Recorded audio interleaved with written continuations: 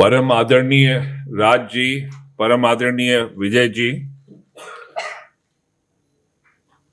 और मेरी सखी सहपाठिनी इस यात्रा में प्रोफेसर मांडके, इस सभागृह में उपस्थित माननीय वरिष्ठ और विशिष्ट अतिथिगण, मैं आभारी हूं कि आज मुझे यहां मौका मिला है. I am deeply honoured. I heard Rajji and then Vijayji say all those really pleasing to the ear words about me. मैं इतना जानता हूं, मेरे पिताजी अगर जीवित होते, he would have loved to hear all that. पर यकीन सिर्फ मेरी मां को होता.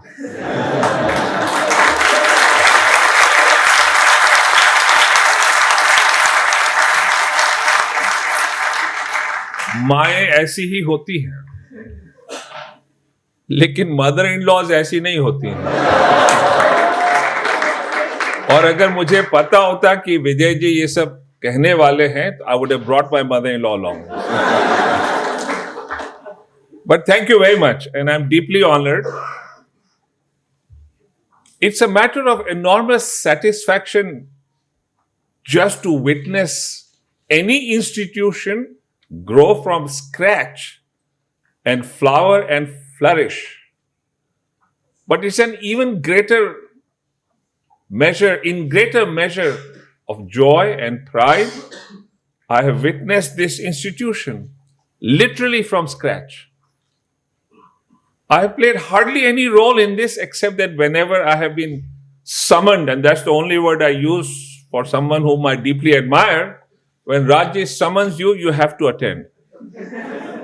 And so I have been present here on occasions, and each visit has strengthened this belief, which is best exemplified by the memorable words of Muhammad Iqbal, कि कुछ बात है कि हस्ती मिटती नहीं जहां से. There is something in this nation. These are the things that keep India alive. These are the things that keep India going. These are the things that make India vibrant. There was no reason to set up this university. And NIIT was doing so well. It had earned so much fame, so much fortune, brought glory to India, so on and so forth. But there was a reason that prompted Rajji and Vijayji to take up this enterprise. And they have devoted so much time. I mean, Rajji literally eats, sleeps, and drinks this university. Every time I converse with him, he's bubbling with ideas on how to take it to the next level. And there was no need. But why did this happen? Why did he do that? Because, like all enlightened and responsible citizens of society, he realizes he has a debt to discharge to society. And that's the message I want those who are being honored today with their degrees to imbibe. Education is a lifelong process. Believe me, it's a lifelong process. And what is education? If you imbibe that, it would help you be better in life. And you should try and think about it, because this institution has given you the right foundations and the right start. Keep that in mind. Keep in mind the fact that you will be indebted for life to this institution in so many ways.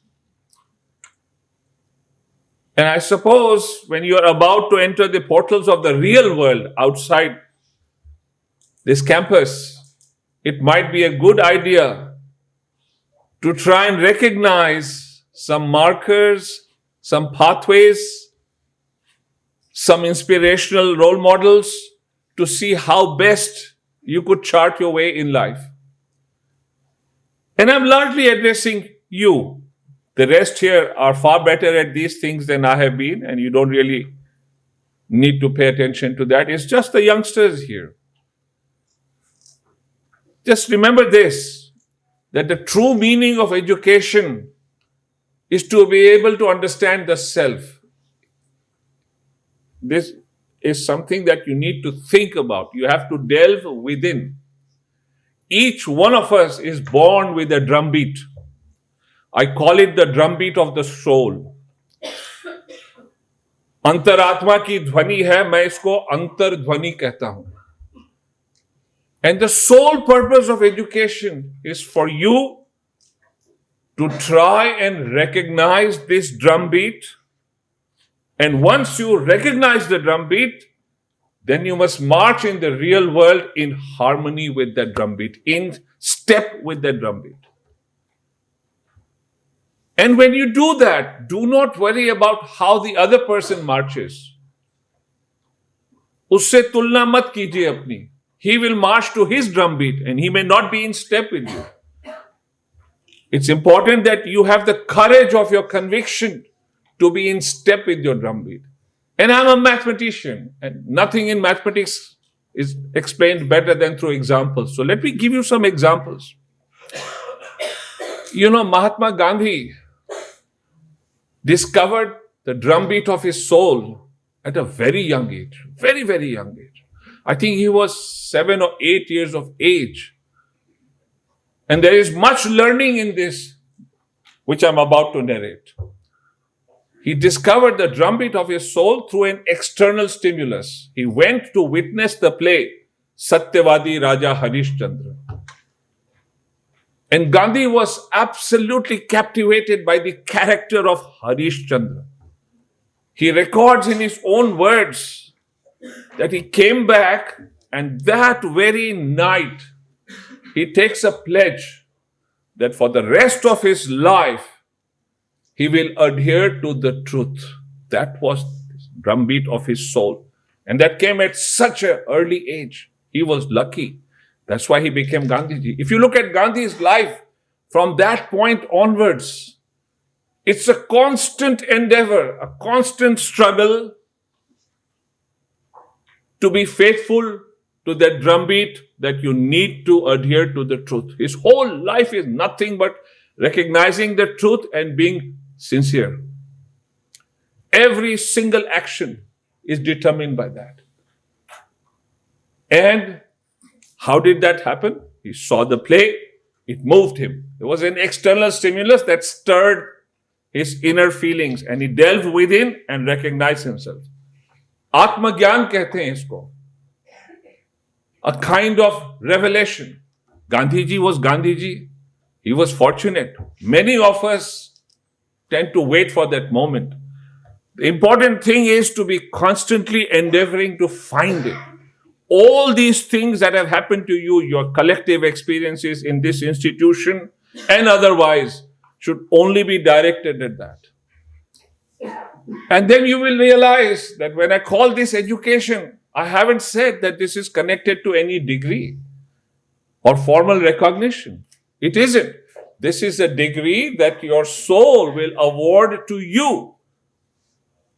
And who will be the arbiter that you deserve it? Your conscience, no one else. So remember this, as Shakespeare said, to thine own self be true.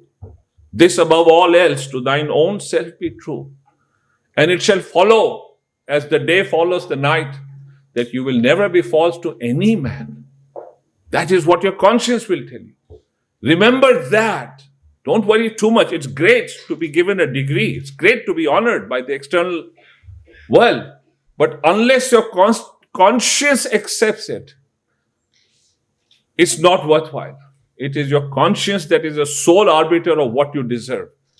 And your conscience will ask you, have you been true to the drumbeat of your soul? So adhere to that. Adhere to it as the great ones have done in the past. And they have done it in many ways. You come from a great land, a great culture. All lands and all cultures are great. But we are familiar with that which resides in our genes, in our DNA. And let us take advantage of that. You belong to a tradition that accepts good ideas from everywhere. One of the opening stanzas of the Rig Veda says, Ano Bhadra Kritabo Yantu Vishvata. Let noble thoughts come to us from every direction. Accept that. Be open. That is what will stir your soul. And how? Let's take the example of Srinivas Ramanujan. For me personally, he is a god. And he found the drumbeat of his soul, like Gandhiji, at a very young age, adhered to mathematics no matter what the cost, just as Gandhiji adhered to the truth no matter what the cost. That is called complete bhakti, complete puja, complete ibadat.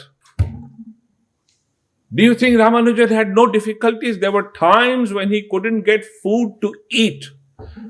There were times when he had no idea where he would do anything to just feed himself and later even his wife. But not for a moment does Ramanujan say, I will give up mathematics. He adheres to mathematics. You know, Kabir expresses this so eloquently. Sahib mera ek hai, दूजा कहा न जाए. दूजा sahib jo kahun, sahib khada rasaye. You have to accept that drumbeat is your master, that's your God, that's your religion, that will take you to salvation. And that's what happened to Ramanujan. He is immortal. That is salvation. Ramanujan didn't seek immortality. He was just a true worshipper of the drumbeat of his soul. He didn't care whether people will remember him. He never asked anyone, कि क्या मुझे लोग याद करेंगे? No, he was just being true to the drumbeat of his soul. And remember this, that in this journey of yours, if you are fortunate enough to recognize this at some stage, and I believe most of you are well on your way to recognizing it, if you haven't already, then you will also recognize how indebted you are to so many things in society, so many things in the world around you. Learn to discharge your debts. This country, this society, these are the true parents, the true mothers and fathers that have nurtured you. And that includes your biological parents and your teachers. और ये ऐसा ऋण है, चुकाए नहीं चुकता है. But आपको आहुति देनी पड़ेगी. You will have to try and discharge this debt as best as you can. How did Gandhiji do that? Gandhiji was such a successful lawyer in South Africa. I have no idea whether you paid attention to his life in that detail. He was making immense sums of money by pure and honest means. Remember this lesson, because he was true to his drumbeat. He was truthful. Every time a client came to him for a legal matter, the first thing Gandhiji did would ask the person if he was being truthful. And Gandhi would try and test the person. And if he was convinced he was being truthful, guess what he would do? He would never advise the man to go to court. He would say, let's go talk to the other party. Let's see if we can resolve this. You know, they say honesty is the best policy. That's what Gandhiji did. He adhered to honesty even as a policy, though it was his soul, so he was being sincere about it. And did you know that his practice flourished? People flocked to him because they knew that he will steer them to the right path in the right way. And he made huge sums of money.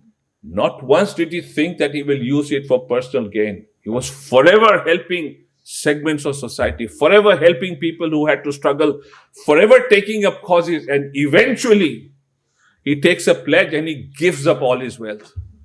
He takes a vow of poverty and he imposes it on his wife and children.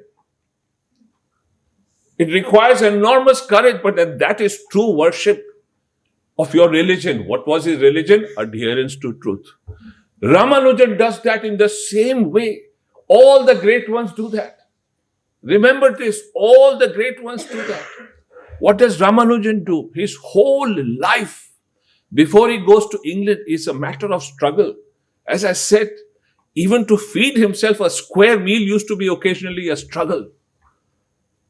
But then when he's recognized by the world as being an outstanding mathematician, one of the greats of all times, then wealth comes to him, recognition and wealth. But then he falls ill and he comes back to India knowing that he is going to die. I have read an account of his life that his wife wrote in Ramanujan's birth centenary year. In Tamil, I had it translated. And she writes that he was a great astrologer.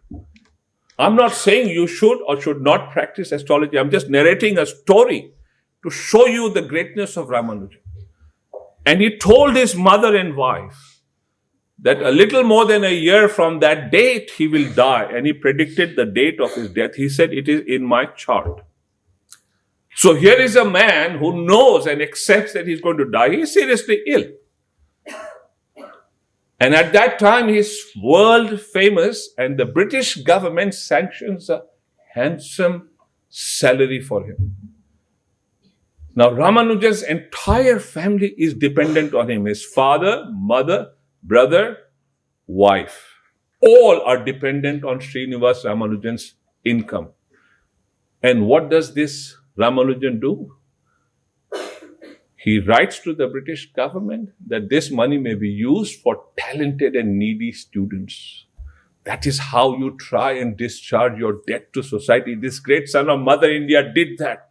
Remember this, I'm not asking you to give up your life or do that, but be conscious that forever you will be indebted no matter how often you try and discharge your debt. Remember the great ones before you. Remember this land. Remember how things have happened. And remember this, that which you imbibe with sincerity, honesty, discipline is what will help you find the drumbeat and then take you forward in life. If you have read the Mahabharata, then when Arjun takes this pledge to kill Jayadratha in battle, Jayadratha gets terribly, terribly disturbed. He goes straight that night before the battle to his guru, Drona.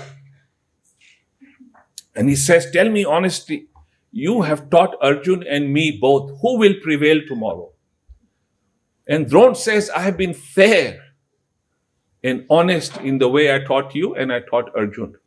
But tomorrow Arjun will prevail simply because of the following reasons. Arjun has superior discipline. And that has huge and deep connotations, this business of superior discipline. Discipline in the way you conduct yourself in life, discipline in the way you think, discipline in the way you adhere to that which you believe. So he says Arjun will prevail for two reasons. He has superior discipline and because he is on the side of dharma. And dharma is not in the sense of religion. Dharma is that. The Sanskrit word dharma means that which binds you. Jo bandhta hai, usko dharma kehte hain. Arjun is sincere in his dharma and Drona predicts Arjun will prevail and that is exactly what happens. Arjun prevails. Remember these lessons. So be sincere in your belief and maintain that discipline. Discipline of the right conduct, the right thoughts, the right actions. And this complete adherence to whatever you believe in. And that will help you to get on in life. I have no idea what is your measure of success. I have no idea. But you know what we generally call success, fame, money, position, fortune, all those things are a corollary to that which you will do when you adhere to your true faith. Everything else will follow. And here are some simple examples. Remember this. Draw lessons from the lives of the great ones. And wherever I have looked, wherever, I have greatly admired people and I realized many of them have had no formal education. Kabir, marvelous thinker, reformer, saint, high intellect. Most scholarly works on Kabir that I have read say that he was probably illiterate. He didn't know how to write. But look at his compositions, look at his sincerity. The emperor questions Kabir. Does Kabir waver? No. He is firm in his belief, and the emperor then lets him be. What about Michael Faraday? He did not study even beyond the second grade. He was taken out of school for various reasons, came from an extremely poor family. He gets apprenticed at the age of 12 or 13 to a bookbinder. And he could have given up in life. He doesn't. He takes up the job of this apprenticeship with sincerity. He is adept at binding books that come to that shop. And when you are adept, you have to align the pages. You have to do a good job. And he had natural curiosity, so he began to look at what's in those pages. And then he realized the drumbeat of his soul told him that adhere to the science pages. And he began to teach himself through the books that came to be bound, which were related to science. And that is how he becomes a man who didn't cross the second grade of school, becomes the greatest scientist of his age and one of the greatest of all ages, Michael Faraday. Always, always remember this in the words of W.B.H., the great British poet. Draw a balance between the moral, the sensory, and the intellectual. By sensory, I mean real world experiences, hathon ka prayog. You look at anybody's life, whether it's Hazrat Paigambar, whether it's Isa Masih, whether it's Mahatma Gandhi, whether it's Guru Nanak, all of them were adept with their hands. Remember this, Christ, the Son of God, was apprenticed to his father for carpentry. He was good at that. Hazrat Paigambar, he was a shepherd, a herdsman. He was good at that. Guru Nanak would not take on a disciple until that disciple would use his hands in the agricultural fields with Guru Nanak, who would always be there. Mahatma Gandhi was so good with his hands in so many ways. Just spinning the wheel, generating enough cloth for himself, he said that is a form of prayer, a form of meditation. I would urge Rajji to make charkha spinning mandatory in your university. I have tried these experiments at Delhi University with fabulous results. I would say if you can put it in the curriculum, it brings about, Gandhi used to say that, and I never understood this. I remember when Morarji Desai was Prime Minister, I was a student at Delhi University. He was for some reason fond of me. And occasionally he would just send for me as Prime Minister. I would sit and talk to him. He would spin the charkha. And I would make fun. He allowed me to poke fun at him. He's an 80-year-old man, the Prime Minister of India. Look at his humility. And I said, why do you do this? Gandhi just used it as a kind of symbol for freedom. He didn't once argue with me. All he said was, he smiled and he said, Khud karoge, tab samjhoge. In my darkest hours at the University of Delhi, as Vice Chancellor, I had a spinning wheel in my inner office. And I would go there and spin for half an hour. And I would come out stronger, better, more optimistic, better able to handle the challenges. So I instituted this for all students in an optional fashion. I wasn't sure how they will receive this otherwise. I was surprised that so many came forward and I had their experiences recorded. 2 months of spinning the charkha, this topper of BCom honors of the University of Delhi, tells me that I was a lost soul. All these 3 years I topped the university, but I was a lost soul. I have now discovered myself. And if you think that was one example, I met this girl who said, sir, I was suffering from severe depression. No medication, no psychiatric counseling was helping me. 3 months of the charkha and I'm out of my depression. Try it. Believe me, try it. मैं सच कह रहा हूं, इसमें जादू है. I met this boy who had migraine. Again, perennial, perpetual, chronic sufferer from migraine. He told me that it has disappeared. And Gandhiji always said that, and Morarji just smiled and said, जब तक खुद नहीं करोगे नहीं मालूम पड़ेगा. इसको आप डाल दीजिए करिकुलम में यहाँ. Let them, and magical ideas will come to you. You will do better in life no matter what you define as better. Learn from these examples. Learn from all the great ones. Take up whoever's life you want. Look at Sachin Tendulkar. What do you think? He has no degree beyond the 12th grade. I don't know if he's cleared the 12th. I think he's cleared the 12th. But look, when he was about 7 or 10 years of age, that's when he discovered cricket. He was more interested in tennis before that. And he discovered cricket. And it began to resonate with him. And you know, his life was tough. He came from a very ordinary family. As the story goes, apparently he didn't even have more than one trouser to go to school and use that for cricket practice. So he would come back from school, his mother would wash it, he would wear it even when it wasn't fully dry and go off for cricket practice. इसी को कहते हैं असली भक्ति. And he practiced cricket, practiced batting day in, day out. This is prayer. इसी को इबादत कहते हैं. He practiced this day after day, year after year. That's called being true to the drumbeat of your soul. Did he ask himself कि मुझे इससे पैसे मिलेंगे? Never. Did he ask himself कि मुझे भारत रत्न मिलेगा? Never. He was just happy being a batsman. Everything else just follows. योगी हमारी परंपरा में कहा जाता है that when a yogi evolves, ये सिद्धियां they descend upon him. But a true yogi rises above that. Look at the humility with which he conducts himself. I have never seen him utter an incorrect word. क्या कहा था द्रोण ने? Superior discipline in his conduct. Be worthy of that. Learn from them. None of them seem to have any famous. Gandhi ji के पास भी कोई university की degree नहीं थी. लोग कहते हैं लॉ की डिग्री थी. It wasn't a degree. He qualified to practice law in a formal, proper way. Make no mistake, but it's not a university degree. But he became father of the nation. Because he was Gandhi who adhered to his true values. That is what I want to tell you today. I'm not here to sermonize again and again.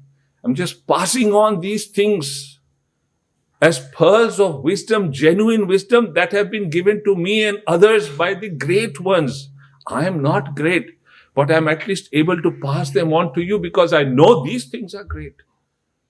And remember this, you have been fortunate to be in this institution. You have been fortunate to be in this country.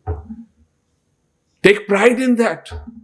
India is one amongst 4 or 5 nations that has the capability to put a man on the moon and on Mars. Just think about it.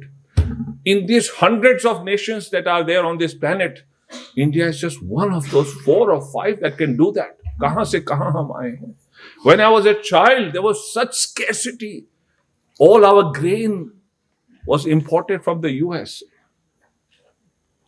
We were forever borrowing. We were forever in debt. There was disease, there was smallpox, there was cholera. Infants used to die of typhoid, cholera, diphtheria, God knows what all.